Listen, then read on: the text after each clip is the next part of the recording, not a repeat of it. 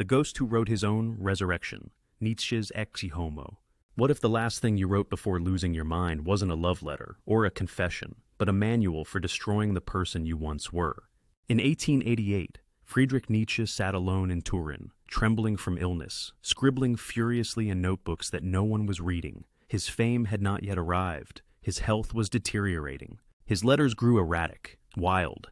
And just before the final collapse, before his mind disappeared into silence, he wrote Ecce Homo, not a biography, not an apology, a provocation, a challenge to the world and to himself. Most men write autobiographies to preserve their memory. Nietzsche wrote his to obliterate his own myth. He didn't want you to understand him. He wanted you to stand trial before him, as if he were both witness and judge. And in the pages of Ecce Homo, he becomes something terrifying, a man who no longer seeks recognition, but confrontation. This isn't a book. It's a final broadcast from someone who knows he's about to vanish, a dissection of his ideas, his enemies, and his very identity. Nietzsche isn't reaching out to connect. He's cutting through illusion. With each sentence, he carves away the need to be liked, admired, or forgiven. So, if you came here to understand a philosopher, prepare to meet a ghost. Because in this series, we're not just exploring Nietzsche's final work. We're entering the mind of a man who burned every bridge behind him until there was no way back to sanity. And as he says in the opening, I am not a man, I am dynamite. Chapter 1, The Man Who Dismantled Himself.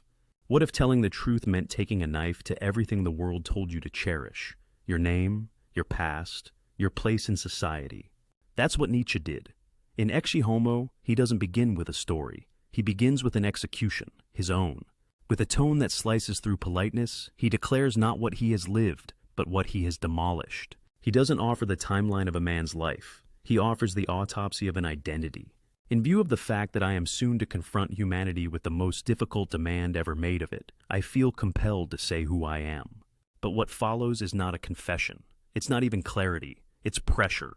Nietzsche isn't documenting his history. He's removing the mask we place on every thinker, every so-called genius, every hero. And when the mask is gone, what's left isn't comfortable. It's sharp, asymmetrical, offensive, alive. Most people write their autobiographies like a stage show. Here's the struggle, here's the breakthrough, here's the applause. Nietzsche dismantles that structure. He doesn't want applause. He wants to see who still stands when the lights are off. The audience is gone, and the building is collapsing. He begins by bragging, not about his accomplishments, but his clarity, his strength, his war against everything soft. He says he is too wise, too clever, too dangerous. And you sense that behind every arrogant phrase, he's daring you to object. Because this isn't self-praise. It's a purge. He's removing anything in him that still clings to the need for affirmation.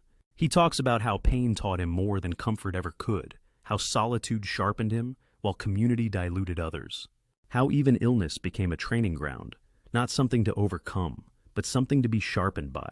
For Nietzsche, the body was not a weakness, it was a crucible, and only those who could endure its fire emerged truly lucid. In one chilling image, Nietzsche describes the ideal philosopher not as a professor or a saint, but as someone who stands alone at the cliff's edge of thought, willing to lose everything for one more honest sentence.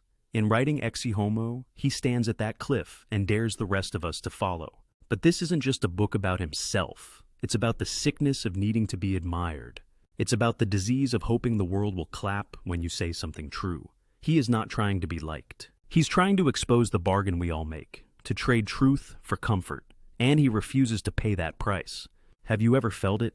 That moment when you say what you truly believe and the room goes silent, that pause where you realize you can either go back to being understood or take the lonely road toward truth. Nietzsche lived in that pause. Permanently, he made a home there. And in Ecce Homo, he invites you to visit, but only if you can stand the cold. But this is only the beginning. Nietzsche hasn't just rejected the world. In the next chapter, he turns on the very people who once inspired him. Chapter 2, I am not a man, I am dynamite. He doesn't whisper, he detonates. Friedrich Nietzsche, in one of the most infamous declarations in all of philosophy, doesn't claim to be great, or wise, or misunderstood. He claims to be explosive. I am not a man, I am dynamite. It's not a metaphor for rebellion, it's a literal warning. Everything I touch, I intend to destroy. Why would a man write this about himself? Most philosophers spend their careers polishing their image, refining their reputation like a delicate sculpture. But Nietzsche smashes his statue to pieces before anyone can worship it. He wants no altar, no admirers, no legacy carved in marble. He wants shockwaves. He wants to be the rupture in your certainty.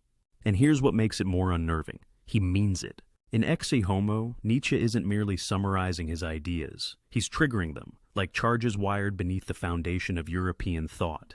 He writes with a controlled fury, naming himself not as a thinker, but as a force, not a builder, but a demolitionist. The dynamite is his insight. The target is every illusion we've mistaken for truth. He takes aim at morality, religion, nationalism, and pity. Each is a structure designed to keep people small, he says. Each is a cage built of good intentions, and dynamite is the only language they'll understand. He doesn't want to reform them. He wants to collapse them entirely. There's a scene where you can almost picture him, alone in a rented room, frail and coughing, scribbling by candlelight. But what he writes could burn cities. He's not grandstanding. He's not performing. He's loading sentences like cartridges. His words are not there to impress. They're meant to unbalance you, to make you feel that your safest beliefs are the ones that rot your spine. What the author really means is this: if your ideas don't disturb you, they're not radical enough. Nietzsche doesn't want to be a teacher. He wants to be a pressure point. And when he calls himself dynamite, he's not boasting. He's diagnosing himself. He knows he can't be assimilated without consequence. He knows proximity to his thoughts is dangerous, and he invites you closer anyway. Have you ever felt like you carry something inside you that would make others pull away if they knew? Something sharp, volatile, uncontained? Nietzsche didn't bury that part of himself. He wrote it down. He pressed it into ink and dared the world to read it. But don't mistake this for pure destruction. Dynamite doesn't just blow holes in walls. It clears space. Nietzsche's violence isn't random. It's surgical. He wants to remove what he calls sickness, the passivity, the herd instinct, the morality that feeds on guilt. And once cleared, what remains is not emptiness, but the raw material for something honest, something earned. Still, the cost is heavy. You lose friends. You lose comfort. You lose the illusion that you can be both truthful and accepted. Nietzsche lost all three, and he counted the loss as freedom. But even the most explosive force has a source. And in Nietzsche's case, it wasn't pride. It was pain. Behind the dynamite was a body in agony, a man whose organs betrayed him, whose solitude nearly swallowed him whole. Chapter 3. Sickness was my secret school. Nietzsche's body was failing long before his mind unraveled. Migraines like hammer strikes behind the eyes. Nausea that twisted his stomach into knots. Eyes so light-sensitive, he had to write with his blinds drawn and pages tilted. He was sick, not occasionally, but perpetually. And yet, in Ecce Homo, he makes a claim few dare to whisper. His suffering was his greatest teacher. Most of us see illness as interruption, as a pause in the story. Nietzsche saw it as the story. He calls pain the ultimate liberator of the spirit. Where others medicate, he listened. Where others withdrew, he sharpened his gaze. While the world was busy pursuing comfort, Nietzsche was undergoing a brutal form of internal education. Not in the classroom, in the crucible. And like a soldier who learned strategy not from books, but from the sting of battle, he came to see illness not as an obstacle to his philosophy, but as its source. Picture him in the Swiss Alps, pacing slowly because of dizziness, unable to eat more than broth, barely sleeping. And yet, those years were his most prolific. Thus spoke Zarathustra, beyond good and evil, the gay science, written not in health, but in defiance of it. He doesn't romanticize his sickness. He doesn't ask for pity. In fact, he despises pity. What he does is claim it, own it, transform it from curse into curriculum. The world saw a broken man. Nietzsche saw a forge, one that melted away pretense and left only steel. What the author really means here is jarring. You don't transcend life by escaping pain. You transcend it by using pain.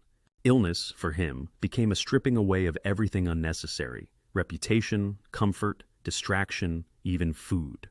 What remained was raw, exposed selfhood. And in that space, his clarity sharpened. But let's not mistake this for masochism. Nietzsche didn't seek pain for its own sake. He endured it. He examined it.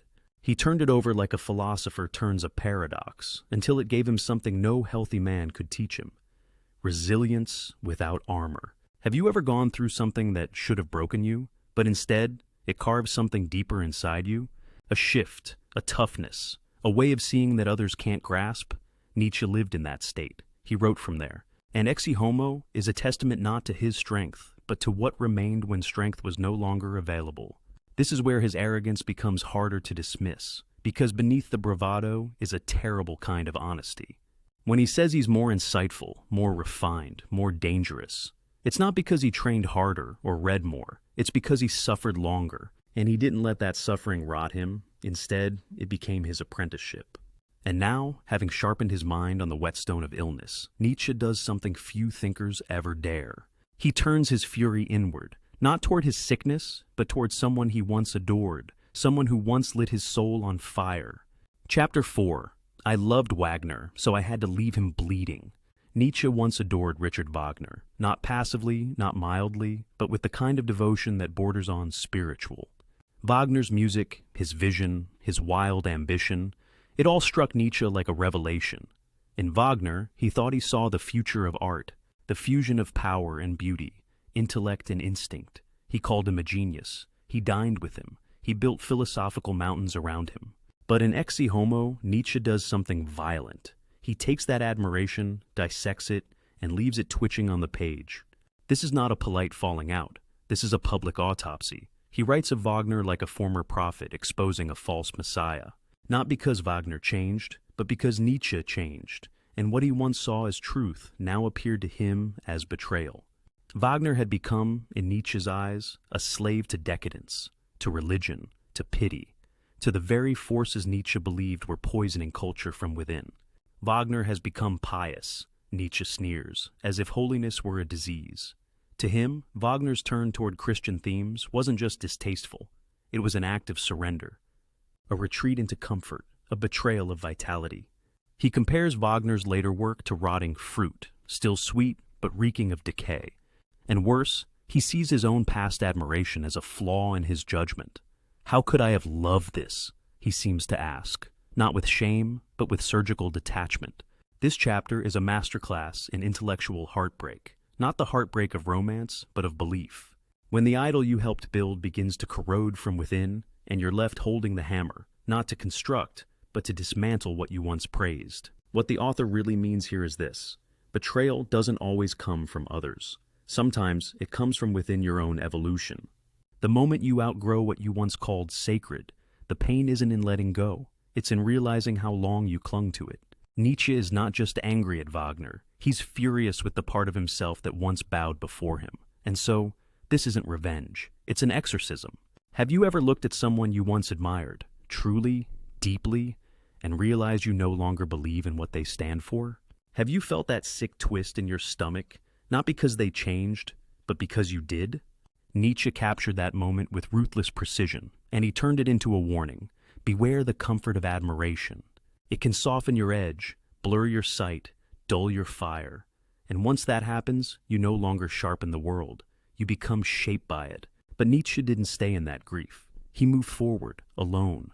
And in that loneliness, he gave birth to something he believed would outlive all of them. Something more than a book. Chapter 5. Zarathustra, the book no one could read.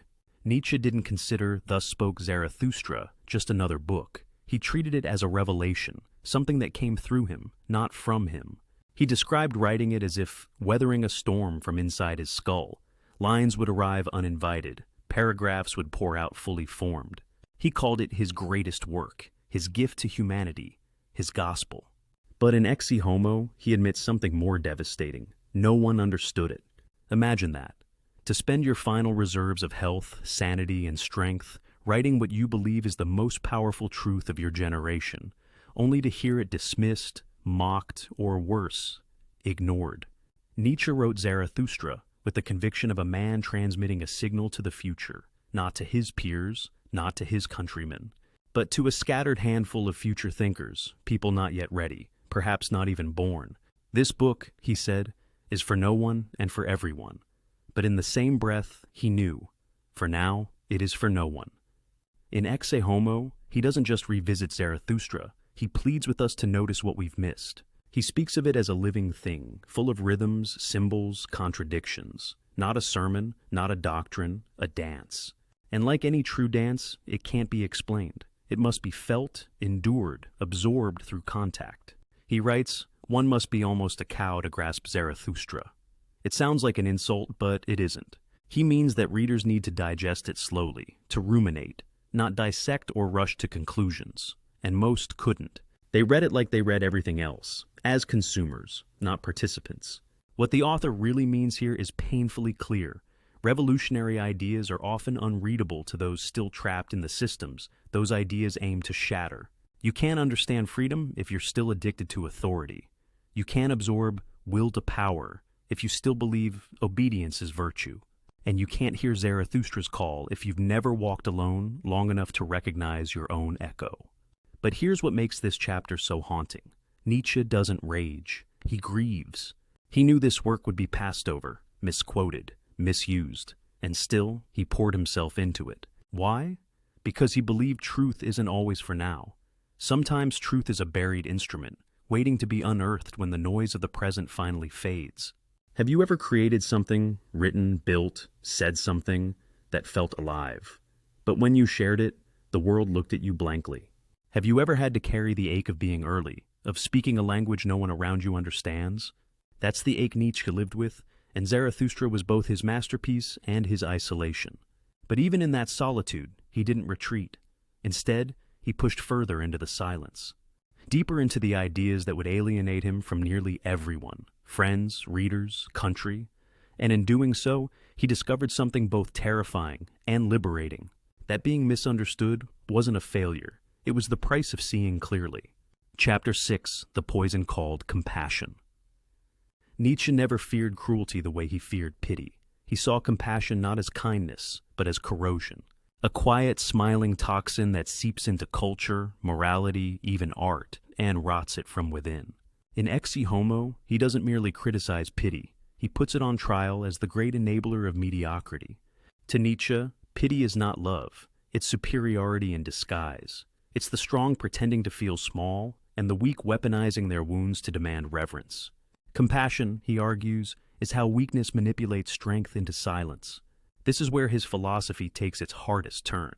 Where most moral systems elevate compassion as a sign of progress, Nietzsche calls it a symptom of decline. A culture that worships the broken, that shields the fragile, that idolizes victimhood. It's a culture no longer capable of excellence. He doesn't deny suffering. He just refuses to sanctify it. And he especially despises the way religions, particularly Christianity, have turned suffering into a virtue. Christianity is the religion of pity, he writes with disgust. Not because it fails to comfort, but because it teaches people to seek refuge instead of resilience. In Nietzsche's world, strength isn't cruelty, it's clarity. The will to look at suffering and say, this is real, but it doesn't entitle you to power. He believes that true growth comes not from being rescued, but from wrestling through the pain without asking others to validate your scars. What the author really means here is shocking, but surgical. If you want to create, to lead, to rise, you must be willing to let others fall. Not because you enjoy it, but because carrying those who refuse to walk eventually breaks your own legs. This isn't an easy philosophy. It's brutal, but it's honest. And in Ecce Homo, Nietzsche applies it not only to society, but to himself. He doesn't want your pity. He doesn't want your concern. He wants your understanding. And if you can't offer that, he'd rather be hated than pitied. Have you ever felt insulted by someone's sympathy? That moment when someone speaks to you not as an equal, but as someone already defeated? Nietzsche lived with that feeling constantly. People didn't understand his solitude, his illness, his ideas. They felt bad for him, and that to him was the deepest offense. Because pity shrinks the soul. It puts a ceiling on what someone is allowed to become. Once you're seen as a victim, you're no longer allowed to be dangerous. And Nietzsche believed that danger, intellectual, emotional, existential, is what makes us truly alive. Chapter 7. The Will That Rises When Everything Else Breaks. Nietzsche didn't believe people were driven by goodness, truth, or even survival. He believed we're driven by something more primal, more electric, something he called the will to power. Not dominance over others, but expansion of self, the inner surge that pushes a seed to crack open concrete. That force is what he revered above all. In Ecce Homo, he doesn't theorize it, he embodies it. Every page is proof of that will clawing its way through sickness, rejection, obscurity. Nietzsche wasn't supported, he wasn't celebrated, he wasn't even stable, but he kept writing, kept challenging, kept burning through layers of his own identity. Not because he wanted glory, but because he had to. That was his will to power in motion. This concept is often misunderstood. People assume it means domination, conquest. But Nietzsche never praised the conqueror simply for taking land. He praised the one who conquered themselves, who pushed their instincts, pain, and fear into a furnace and forged something sharper, something real. He viewed most virtues as masks: humility, kindness, selflessness. They were often disguises worn by those afraid to admit they wanted more.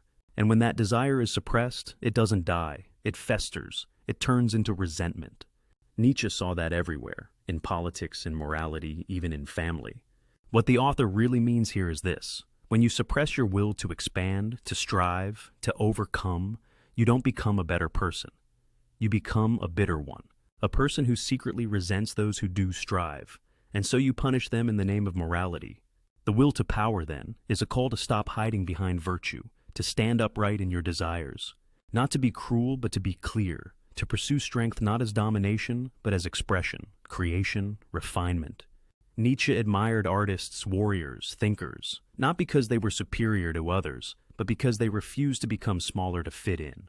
He didn't want people to become gods. He wanted them to become themselves, but more dangerously, more consciously, more unapologetically than society allows. Have you ever felt yourself shrinking in a room just to make others comfortable? Have you ever dulled your ambition, softened your words, disguised your drive, just to avoid the glare of judgment? Nietzsche would call that a death of the self, a slow erosion of vitality. He believed the will to power was not just something to embrace, it was something to protect. Because if you don't feed it, the world will gladly bury it under compliments and compliance. And yet, even as he champions this idea, Nietzsche knew the cost. Power isolates. The one who walks forward often walks alone. And the more you shed the comforts of consensus, the harder it is to return to any form of belonging. Chapter 8. The burden of being misunderstood. There's a pain worse than hatred, worse than isolation. It's being seen through the wrong lens, flattened, simplified, reduced to something small. Nietzsche felt that pain like a constant pressure around his life. And in Ecce Homo, he names it, he embraces it. He exposes the quiet violence of being misunderstood. He writes not with bitterness, but with cold clarity. I am not a man, I am dynamite. And yet, people treated him like a curiosity, a cautionary tale, a moored man with a pen. They quoted him without context, mocked his health, rejected his books. Or worse, they misunderstood him just enough to think they had him figured out. He knew most would misread his words. He expected it, but knowing doesn't soften the ache. Imagine putting your soul on the page, raw, jagged, undeniable, and hearing it echoed back in fragments that betray everything you meant. That was Nietzsche's life. He wasn't looking for applause. He was looking for resonance, for someone, anyone, who would read him not as a spectacle, but as a signal, not as a riddle, but as a man willing to lose everything in pursuit of unfiltered truth. What the author really means here is this: true originality is often invisible to those still tethered to convention.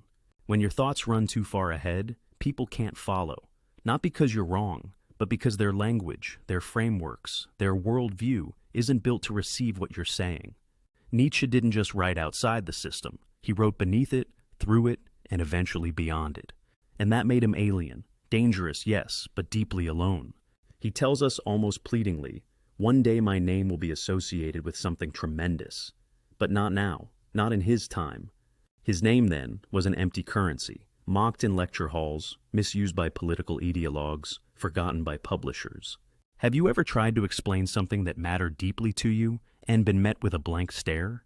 Have you ever spoken a truth that landed like static in someone else's mind? Nietzsche lived in that space, every day. He wasn't reaching for the masses. He was speaking into the distance, casting his words into a time that didn't yet exist. He believed someone, someday, would hear him correctly. But until then, he wrote like a ghost, transmitting through cracked wires. And maybe that's the real cost of being ahead of your time. You lose your place in it. But Nietzsche didn't retreat. He didn't soften his tone. He didn't adjust his philosophy to fit the era's appetite. He pushed harder, dug deeper, because he knew Being misunderstood isn't the worst thing that can happen. The worst is betraying your own voice just to be heard by people who were never listening. Chapter 9. The death that echoes through belief. Nietzsche didn't announce the death of God like a revolutionary. He whispered it like a priest delivering a eulogy. There was no celebration, no triumph, just a terrifying realization. The sky was empty, and we hadn't noticed. In Ecce Homo, he revisits this proclamation, not as a metaphor, not as poetry, but as a fact. God is dead, and we killed him, not with guns or fire, but with centuries of hypocrisy, fear, and silent disbelief. The churches remained, the rituals continued, but the foundation was gone, hollowed out by the very people who claimed to uphold it. Nietzsche saw it all around him, morality built on borrowed authority, compassion twisted into control, obedience praised as virtue. He wasn't just talking about religion. He was talking about the deep psychological scaffolding of modern life, how people anchored their identity to something they no longer truly believed, but were too afraid to abandon. What the author really means here is unsettling. The death of God is not the end of religion. It's the beginning of its zombie form, rituals without faith, commandments without fire, followers without conviction. A world where people cling to the corpse of belief because the alternative, responsibility, freedom, terrifying possibility, is too much to bear. He called it nihilism, not because people had no values, but because their values had no weight. When you remove the highest reference point, everything below begins to collapse, not immediately, but slowly, like a grand cathedral with no foundation.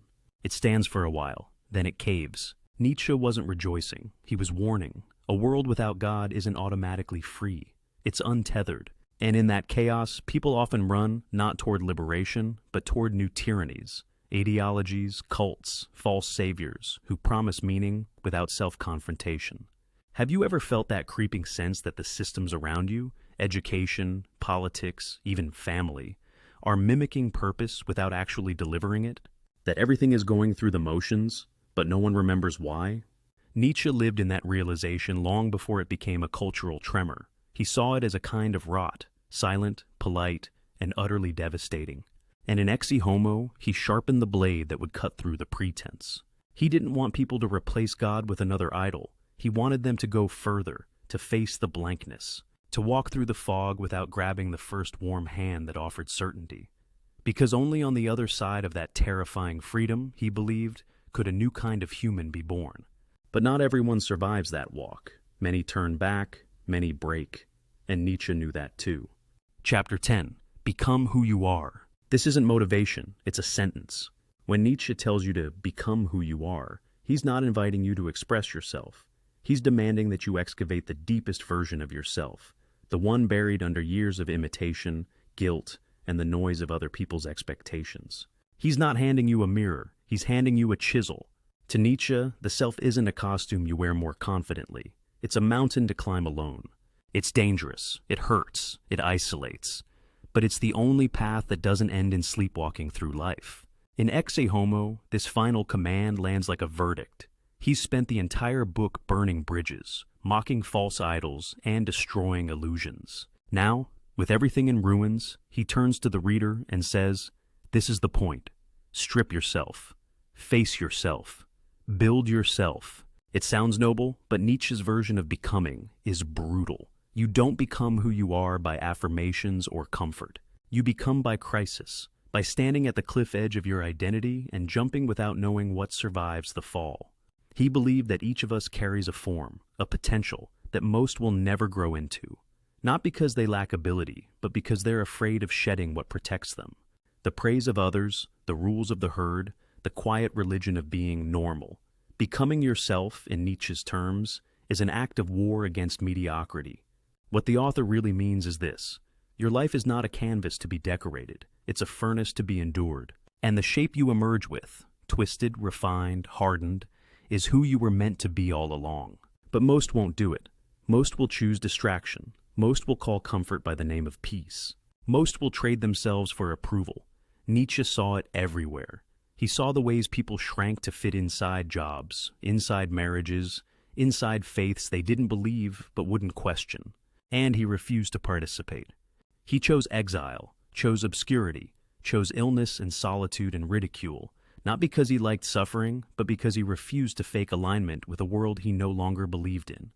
Ecce Homo is not just his testament, it's his final push. An invitation, yes, but also a challenge. Will you make yourself, or will you let the world make you forget? Have you ever had the feeling that something inside you is waiting, dormant, cornered, untouched? Not talent, not ambition, but a shape, a pulse, a sharpness you've ignored? Nietzsche would say, that's your real self, and every compromise, every excuse, every day you avoid it, dulls the blade. So, he doesn't end Ecce Homo with comfort. He ends it with a flare, not to signal help, but to burn a path. Because once you become who you are, there's no going back. And if you've made it this far with him, maybe you're already becoming. Call to action. The last man standing with himself. You didn't just watch a story. You walked beside a ghost. Through 10 chapters, we didn't explain Nietzsche. We endured him, his solitude, his illness, his fury. His final book wasn't written for fans. It was written as a challenge, a warning, a flare shot across time. And if you've stayed until now, you're not just a viewer. You're a participant in that challenge. You've seen how he dismantled himself, tore down the idols of his past, severed ties with his heroes, and buried what no longer served him. You saw how pain shaped him, how silence starved him, how the misunderstanding of the world nearly erased him, and how, despite all that, he wrote anyway. You've learned that truth doesn't always sound kind, that power isn't about control, it's about refusing to shrink, that being misunderstood isn't failure, it's the symptom of seeing farther than the moment allows. Nietzsche didn't give us a map, he gave us a dare, become who you are. So here's your moment. Your name may not echo through time, your books may never be read, but the question remains. Will you build yourself anyway? If this series forced you to question, to ache, to confront, then leave a comment, not for Nietzsche, for the version of yourself you refuse to abandon. Tell us, which chapter struck you like lightning? And if you want more ghost-lit paths like this, subscribe, because this isn't a philosophy channel. It's a place where dangerous minds are resurrected, where forgotten truths burn quietly, waiting for eyes that don't flinch. Remember, the world does not need your agreement. It needs your transformation.